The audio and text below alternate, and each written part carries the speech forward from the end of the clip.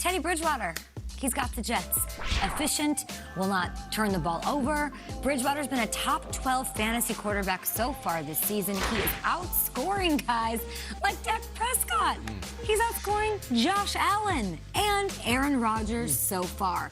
He's still ranked outside the top 12 on NFL.com for this week. I think he lights it up against the Jets. I would start him over, I don't know, sorry, Victor, Joe Burrow. I would even start him over a guy who I love and a guy who heads my fantasy team named Ryan Tannehill this week.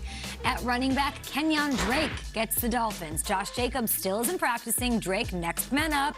And he's a great value. He's 39th on NFL.com. He'll be a great value on daily. He played 71% of snaps last week when Jacobs was out. He has a big day, I think, this week against his former squad. A little revenge. Is revenge a thing in the NFL? Big time. Big time? Okay, so he gets the revenge bump. And this defense has allowed the fourth most points to running back so far this year. At wide receiver, how about Tim Patrick against the Jets? Yeah, we're going back to the Broncos. We're exploiting these. You know what? If the matchup calls for it, absolutely. Start them all. Here's someone you can stack with Teddy Bridgewater in daily fantasy. Patrick has stepped up. Jerry Jeudy, of course, has been out, which is such a credit to Teddy Bridgewater. He's keeping this thing going without a guy who was on Traeger's breakout list, and a guy that we all loved in Jerry Jeudy. Sutton's back, too. He looked good. Yeah, Hamler Really hopefully good. can do some things, but I think Tim Patrick, he found the end zone in each of the first 2 weeks. He also had 113 yards and a score in last year's matchup with the Jets. I know that's a stretch for me, but I'm trying to give you guys confidence to fire him up in your daily fantasy squads.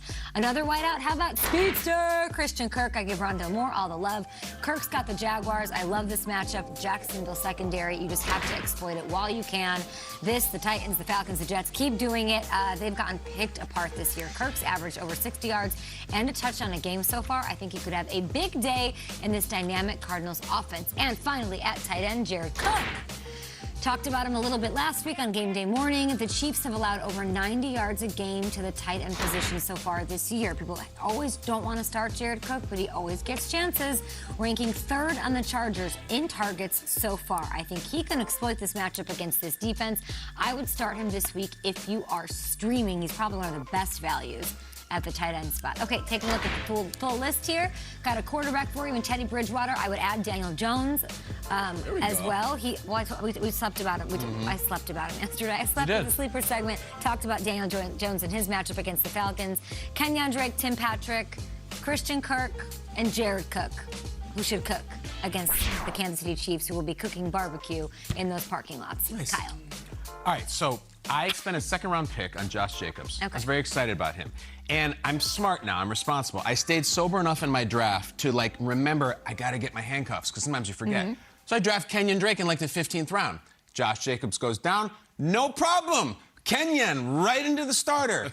And last week he didn't do squat. Hey, I was very frustrated. So is there reason to think last week was against the Steelers, will he do better against this Miami defense? Because I need him. Because of the matchup. The matchup and the Dolphins, to me, aren't scary at all. Look what the Buffalo Bills just did to them. And it's not even that. They're allowing the top 5 most points. When you look at those sort of things, they're generous. Absolutely, he should do it. And he was out there on over 70% of snaps. So I think that'll be good. Are you going to put him in there? No, I'm going to start him again. Yeah, I'm going to roll it. I roll drafted him. him. I did the responsible thing. I'm going to start him again. Do you think if Tim Patrick had a different name, he'd be a bigger household?